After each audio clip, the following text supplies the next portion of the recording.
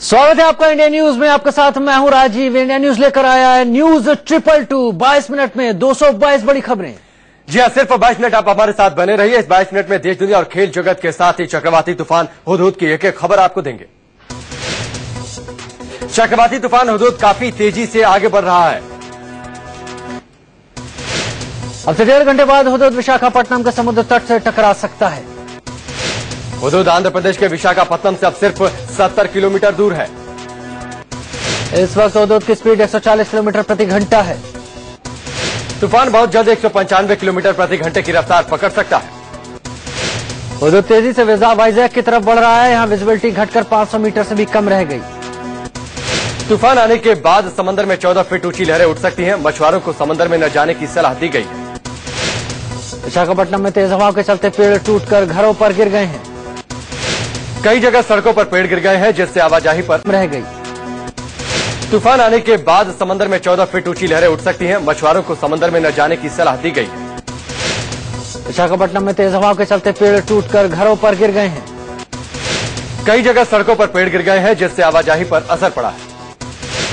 बारिश के साथ तेज हवाएं चलने से लोगों ने बाहर निकलना बंद कर दिया और बाजार भी बंद हैं।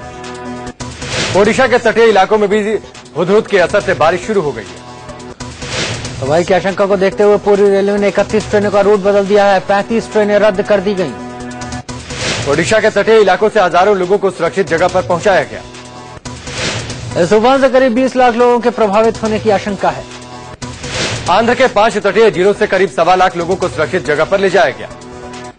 विशाखापट्टनम पहुंचने के बाद हुदहुद वेस्ट गोदावरी, ईस्ट गोदावरी और विजयनगरम होते हुए श्रीकाकुलम पहुंचेगा। नुकसान से बचाने के लिए आंध्र प्रदेश और ओडिशा में हाई अलर्ट जारी कर दिया गया है। राहत और बचाव के लिए नौसेना ने एयर स्टेशन INS डेगा पर 6 विमान तैयार रखे हैं। एनडीआरएफ ने राहत और बचाव अभियान के लिए 19 टीमें तैनात की हैं। ओडिशा के गजपति जिले में एनडीआरएफ की टीम रेस्क्यू बोट और जरूरी सामान के साथ तैनात है।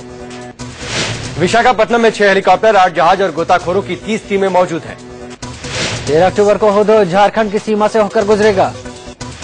जमशेदपुर और चाईबासा इस महातूफान से सबसे ज्यादा प्रभावित होंगे। पीएम मोदी ने हालात से निपटने की तैयारियों की समीक्षा की। बताया जा रहा है कि पीएम ने गृह मंत्री से राज्यों के सीएम से संपर्क में रहने को कहा।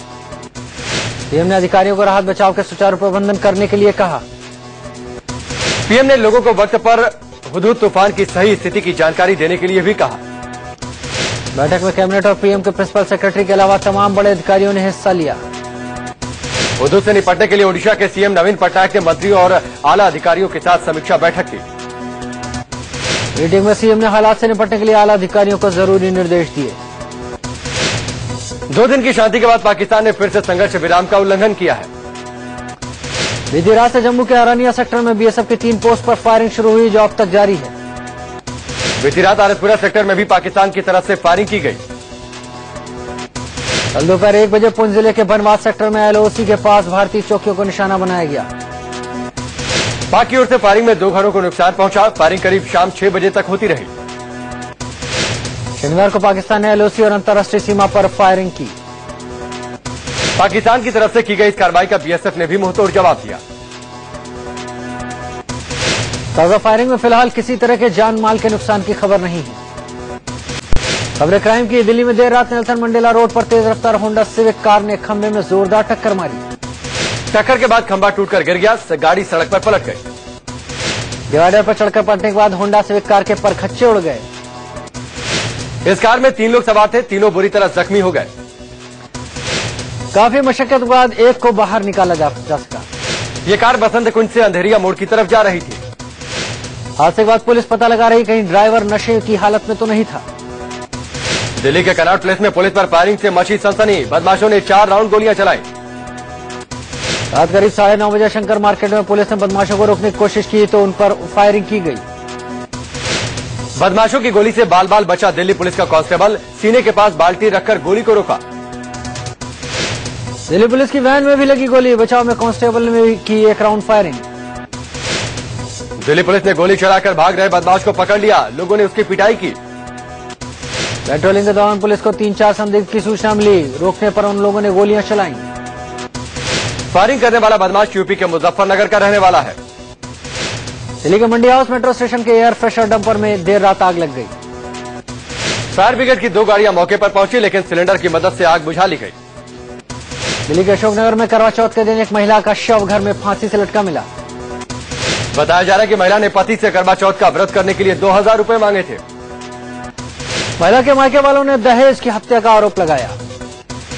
पुलिस ने महिला के पति दीपक को गिरफ्तार कर जांच शुरू कर दी है। दिल्ली के उत्तम नगर में एक महिला ने संकल्प लिया, पति के लौटने के बाद करवा चौथ का व्रत तोड़ूंगी। यह महिला रात 11 बजे उत्तम नगर थाने पहुंची, पति को ढूंढने के लिए गुहार लगाई। शुक्रवार से महिला का पति गायब है, महिला को किडनैपिंग का शक। टाल मटोल के बाद पुलिस वालों ने सुनी मोबाइल रिकॉर्डिंग, एक शख्स ने महिला से फोन पर बात की थी। दिल्ली सटे गाजियाबाद में एक महिला ने अपने 1 साल के बच्चे के साथ खुद को आग लगाकर जान दे दी। महिला ने खुदकुशी क्यों की, इसकी चौंकाने वाली वजह उसके पति ने बताई। पति के मुताबिक उसकी पत्नी को डर था कहीं उसके पति की सड़क हादसे में मौत न हो जाए। यूपी के गाजियाबाद में बदमाशों ने एक नामी ज्वेलर की गोली मारकर हत्या कर दी। लक्ष्मी ज्वेलर के मालिक तरुण वर्मा की बदमाशों ने उन्हीं की गाड़ी में उन्हीं के लाइसेंसी रिवॉल्वर से हत्या कर दी। तरुण वर्मा की लाश कार में मिली। बताया जा रहा है कि तरुण कांग्रेस नेता राज बब्बर के करीबी रहे हैं। तरुण की हत्या से व्यापारियों में गुस्सा है। ज्वेलर की लाश के पास से 50,000 रुपए भी बरामद हुए। अब तक बदमाशों का कोई सुराग नहीं मिला है। गाजियाबाद में दो बच्चों को 2 महीने से जंजीरों में कैद रखने का मामला सामने आया। हैरानी की बात है, इन बच्चों को उनके पिता ने ही गले में बेड़ियां डालकर कैद किया हुआ था। दरअसल आरोपी पिता को बच्चों की शैतानी इतनी नागवार गुजरी कि उसने बच्चों को जंजीर में कैद कर दिया। पुलिस ने बच्चों को कैद से आजाद करवा लिया है। आरोपी पिता को गिरफ्तार कर लिया गया है। यूपी के मिर्जापुर में एक महिला टीचर पर बच्ची को बेरहमी से पीटने का आरोप लगा है। आरोपी टीचर ने दूसरी क्लास में पढ़ने वाली बच्ची के हाथों पर डंडे मारे, जिससे बच्ची का हाथ टूट गया। बच्ची की गलती महज इतनी थी कि वो क्लास में कॉपी लाना भूल गई थी। बच्ची के हाथ में प्लास्टर लगाया। वहीं आरोपी पर अब तक कोई कार्रवाई नहीं हुई। यूपी के कानपुर में पानी के विवाद को लेकर एक छात्रा पर चाकू से कई वार किए गए। दरअसल कुछ दिन पहले ही छात्रा का अपने पड़ोसियों से पानी भरने को लेकर झगड़ा हुआ था। कल जब पीड़ित लड़की स्कूल से लौट रही थी तो आरोपियों ने उस पर हमला कर दिया, फिर फरार हो गए। मध्य प्रदेश के बैतूल में शादी से इनकार करने पर एक विधवा को जिंदा जलाने का मामला सामने आया। करीब 80% झुलसी इस महिला को अस्पताल में भर्ती कराया गया, जहां पर उसकी हालत नाजुक बनी है। बताया जा रहा है एक शख्स महिला पर शादी के लिए काफी वक्त से दबाव डाल रहा था। महिला के इनकार से गुस्साए शख्स ने अपने घर में सोई हुई महिला को आग के हवाले कर दिया। पुलिस ने महिला को जलाने वाले आरोपी गुड्डू को गिरफ्तार कर लिया है। अब राजनीति की बड़ी खबर, पीएम नरेंद्र मोदी आज महाराष्ट्र में 5 जनसभाएं करेंगे। पीएम का सभाएं पंढरपुर, तुलजापुर, नांदेड़, ठाणे और मुंबई के बोरीवली में है। कांग्रेस उपाध्यक्ष राहुल गांधी की महाराष्ट्र में आज 2 रैलियां हैं। राहुल नागपुर के रामटेक और बुल्ढाना में जनसभाएं करेंगे। शिवसेना सुप्रीमो उद्धव ठाकरे की आज मुंबई के बांद्रा में रैली है। एनसीपी प्रमुख शरद पवार आज घाटकोपर में जनसभा करेंगे। लोकनायक जयप्रकाश नारायण की जयंती पर पीएम नरेंद्र मोदी ने कल सांसद आदर्श ग्राम योजना की शुरुआत की। इस योजना के तहत हर सांसद के लिए 2019 तक 3 आदर्श गांवों को विकसित करने का लक्ष्य। खुद प्रधानमंत्री वाराणसी के ककरिया गांव को विकास के लिए चुन सकते हैं। देश के 800 गांवों को आदर्श गांव बनाने की योजना है। मोदी ने जेपी और लोहिया को याद करते हुए कहा कि गांव का विकास होगा तो देश का विकास होगा। मोदी ने यह भी कहा कि सांसद खुद के गांव और अपनी पत्नी के गांव को गोद न लें। सांसद आदर्श ग्राम योजना के तहत केंद्रीय मंत्री कलराज मिश्र ने देवरिया के 85 गांव को चुना है। कलराज मिश्र देवरिया से ही सांसद हैं। प्रधानमंत्री नरेंद्र मोदी ने कल शाम नोबेल पुरस्कार जीतने वाले कैलाश सत्यार्थी से मुलाकात की। यह मुलाकात पीएम आवास पर हुई। पीएम ने कैलाश सत्यार्थी को गले लगाकर बधाई दी। मोदी ने सत्यार्थी को शॉल भेंट किया। दोनों के बीच काफी देर तक बातचीत हुई। कैलाश सत्यार्थी के दिल्ली वाले दफ्तर पर जमकर जश्न मनाया गया। कालकाजी में सत्यार्थी के ऑफिस के बाहर लोगों ने उन्हें खुशी के मारे कंधे पर उठा लिया। कैलाश सत्यार्थी खुद को रोक नहीं पाया, उन्होंने भी जमकर डांस किया। कैलाश सत्यार्थी के साथ उनकी बेटी अस्मिता और उनकी पत्नी भी खुशी के इस पल में शामिल हुई। बचपन बचाओ आंदोलन के संस्थापक कैलाश सत्यार्थी ने कहा कि उनकी जिम्मेदारी अब और बढ़ गई। अमेरिका के राष्ट्रपति बराक ओबामा ने कैलाश सत्यार्थी और मलाला यूसुफजई को नोबेल मिलने पर बधाई दी है। मलाला पर 2 साल पहले हमला करने वाले तालिबान ने नोबेल दिए जाने की आलोचना की है। तालिबान ने मलाला यूसुफजई को काफिरों का एजेंट बताया। अब खबरें राज्यों की। मध्य प्रदेश के सतना में ट्रक और ट्रेलर की जोरदार भिड़ंत के बाद ट्रक ड्राइवर और हेल्पर गाड़ी में ही फंस गए।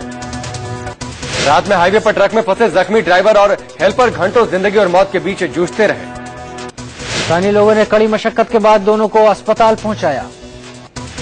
आईएएस अफसर दुर्गा शक्ति नागपाल के पति को एक बुजुर्ग टीचर से बदसलूकी करने पर सस्पेंड कर दिया गया है। अभिषेक सिंह पर आरोप है कि उन्होंने अपने ऑफिस में एक बुजुर्ग टीचर को मुर्गा बनाया था। अभिषेक सिंह मथुरा में एसडीएम के पद पर तैनात हैं। सीएम की ओर से जांच के आदेश दिए गए हैं। यूपी के मुरादाबाद में कल रात करवा चौथ पर सरेआम पति पत्नी के बीच काफी देर तक हंगामा चलता रहा। विनोद नाम के शख्स और उसकी दूसरी पत्नी के बीच सरेआम झड़प हुई। विनोद ने मोनिका को काफी देर तक पकड़े रखा। पुलिस के आने पर मामला शांत हुआ। दरअसल विनोद ने 2 शादियां की हैं। इसी को लेकर देर रात पहली और दूसरी पत्नी में झगड़ा हो गया था। विनोद की दोनों पत्नियों ने एक दूसरे पर तेजाब से हमला करने का आरोप लगाया। यूपी के मुजफ्फरनगर में प्रेमी जोड़े को लोगों ने दौड़ा दौड़ा कर पीटा। प्रेमी जोड़ा लोगों से मदद की गुहार लगाता रहा, लेकिन उन्हें बचाने कोई नहीं आया। दरअसल प्रेमी जोड़ा शादी करना चाहता है, लेकिन परिजन इसके खिलाफ है। मध्य प्रदेश के बड़वानी में गुस्साए लोगों ने एक मनचले की जमकर पिटाई की। बीच सड़क पर मजनू को लात घूंसों से जमकर पीटा, घसीट कर मारा गया। लड़के पर बस में आए दिन लड़की से छेड़खानी करने का आरोप था। पिटाई के बाद लोगों ने आरोपी मनचले को पुलिस के हवाले कर दिया। मध्य प्रदेश के बैतूल में मेडिकल स्टोर के अंदर चोरी की वारदात सीसीटीवी में कैद हो गई। एक चोर दुकान का गेट तोड़कर अंदर दाखिल हुआ और गले में रखी नकदी लेकर फरार हो जाता है। बैतूल में इस तरह की दर्जनों वारदात हो चुकी हैं, लेकिन पुलिस चोरों को पकड़ने में नाकाम। चोरी की वारदातों से दुकानदार परेशान है। सभी ने एकजुट होकर पुलिस पर कार्रवाई के लिए दबाव डाला। छत्तीसगढ़ के कोरबा में दर्जन भर हथियारबंद बदमाशों ने ज्वेलरी शॉप पर धावा बोला। डंडे और कुल्हाड़ी लेकर पहुंचे बदमाशों ने ज्वेलरी शॉप का दरवाजा तोड़ा, फिर अंदर घुसे। लूट का विरोध करने पर बदमाशों ने ज्वेलरी के शोरूम के मालिक और औरतों बच्चों के साथ पिटाई की। पिटाई के बाद बदमाश बड़े आराम से लाखों के गहने डिब्बे बैग में रखकर फरार हो गए। बदमाशों की लूटपाट की खौफनाक वारदात सीसीटीवी में कैद हो गई। पुलिस ने सीसीटीवी फुटेज के आधार पर फौरन एक्शन लिया और 3 बदमाश हत्थे चढ़ गए। यूपी के मुरादाबाद में एक अवैध पेठा फैक्ट्री में छापा मारकर 2.5 क्विंटल नकली पेठा जब्त किया गया। 13 क्विंटल कच्चा माल भी पकड़ा गया। खाद्य विभाग की टीम ने सैंपल जांच के लिए भेज दिए हैं। असम के उदलगुड़ी में एक नाबालिग बच्ची से रेप के बाद जमकर बवाल हुआ। गुस्साए लोगों ने गाड़ियां फूंक दी और विरोध में जमकर हंगामा किया। बच्ची सरकारी अस्पताल में इलाज कराने गई थी, जहां उससे रेप किया गया। बिहार के नालंदा में अज्ञात हमलावरों ने जेडीयू नेता की गोली मारकर हत्या कर दी। मृतक का नाम मुनव्वर राइन है और जेडीयू की अल्पसंख्यक प्रकोष्ठ का महासचिव था। बिहार के सीएम के गया वाले घर के सामने के युवक ने आत्मदाह की कोशिश की। युवक ने शरीर पर केरोसिन छिड़ककर आग लगाने की भी कोशिश की। युवक खुद को स्वतंत्रता सेनानी का बेटा बता रहा था और नौकरी नहीं मिलने से परेशान था। ओडिशा के क्योंझर में बदमाशों ने बच्चों के सामने उनके मां बाप का सिर धड़ से अलग कर दिया। दर्जन भर बदमाशों ने घर में घुसकर खूनी वारदात को अंजाम दिया। प्रदेश ही नहीं, पूरे देश की शान है। पीएम ने कहा कि लोकसभा चुनाव में जिताकर हरियाणा ने उन्हें कर्जदार बना दिया है। पीएम ने कहा कि सूबे का विकास कर वो कर्ज चुकाना चाहते हैं। पीएम मोदी ने परिवारवाद और भ्रष्टाचार का मुद्दा उठाते हुए कहा कि अब हरियाणा को और लूटने नहीं देंगे। सिरसा के बाद मोदी ने जींद में बेरोजगारों को रोजगार देने का वायदा किया। वहीं गुड़गांव में मोदी ने स्थानीय मुद्दों को लेकर हुड्डा को घेरा। पीएम ने कहा गुड़गांव बेंगलुरु और हैदराबाद से भी बेहतर हो सकता है। पीएम ने आरोप लगाया कि हरियाणा के प्रशासकों ने गुड़गांव की अनदेखी की। वहीं सोनिया गांधी ने हरियाणा के तोशाम में पीएम पर जोरदार हमला किया। सोनिया ने आरोप लगाया कि मोदी ने अमेरिका जाकर कैंसर की दवाएं महंगी कर दी। सोनिया ने आरोप लगाया पीएम दूसरों की उपलब्धियों का सेहरा अपने सिर बांध रहे हैं। महाराष्ट्र के ब्रह्मपुरी में सोनिया ने बीजेपी पर झूठे सपने दिखाने का आरोप लगाया। यूपी के मेरठ में आज अजीत सिंह की आरएलडी ने स्वाभिमान रैली बुलाई है। इस मौके पर लालू, नीतीश और देवगौड़ा एक मंच पर देख सकते हैं। इस रैली में कांग्रेस को भी न्योता भेजा गया है। इस रैली के जरिए अजीत सिंह दिल्ली में पूर्व पीएम चौधरी चरण सिंह का स्मारक बनवाना चाहते हैं। 12 तुगलक रोड के उस बंगले को लेकर मांग है जिसे अभी अजीत सिंह ने खाली किया था। एनसीपी नेता आर पाटिल ने चुनाव से पहले शर्मनाक बयान दिया है। पाटिल ने एमएनएस उम्मीदवार के खिलाफ रेप का केस दर्ज होने पर कहा था रेप करना ही था तो चुनाव के बाद करते। महाराष्ट्र के जलगांव में चुनाव आयोग की टीम ने कार से 50 लाख रुपए बरामद किए। इतनी बड़ी रकम कार की डिक्की में रखी हुई थी, आयोग ने पैसा सीज करके जांच शुरू कर दी। महाराष्ट्र में आचार संहिता लागू होने की वजह से 20 लाख से ज्यादा कैश लेकर चलने पर पाबंदी है। प्रधानमंत्री मोदी ने दिल्ली में नानाजी देशमुख पर एक किताब का विमोचन किया। प्रधानमंत्री ने कहा कि ऐसी किताबों से नई पीढ़ियां महापुरुषों के विचारों से मार्गदर्शन लेती रहेंगी। सीएम मोदी के स्वच्छता अभियान के तहत दिल्ली के चावड़ी बाजार में बीजेपी नेता सुमित्रा दहिया ने झाड़ू लगाई। राष्ट्रपति प्रणब मुखर्जी आज से नॉर्वे और फिनलैंड की 6 दिन की यात्रा पर जाएंगे। इस दौरान राष्ट्रपति नॉर्वे और फिनलैंड के राष्ट्राध्यक्षों से मिलेंगे। आईएनएलडी चीफ और हरियाणा के पूर्व मुख्यमंत्री ओपी चौटाला फिर से तिहाड़ जेल पहुंच चुके हैं। सरेंडर से पहले चौटाला ने पीएम मोदी पर सीबीआई के इस्तेमाल का आरोप लगाया। चौटाला ने हुड्डा सरकार पर हरियाणा में भ्रष्टाचार फैलाने का आरोप लगाया। चौटाला को टीचर भर्ती घोटाले में 10 साल की सजा मिली है। देश के आधे से ज्यादा बिजली संयंत्रों में कोयला सप्लाई की हालत नाजुक है। 103 ताप बिजली संयंत्रों में से आधे से अधिक एक सप्ताह से भी कम का कोयले का स्टॉक बचा है। अगस्त में देश के औद्योगिक उत्पादन की वृद्धि दर 0.4% रही, जो 5 महीने में सबसे कम है। देश के 9 हवाई अड्डों पर ई वीजा सुविधा इसी महीने शुरू होने की संभावना है। यह सुविधा अमेरिका और दक्षिण कोरिया सहित 13 देशों के लिए होगी।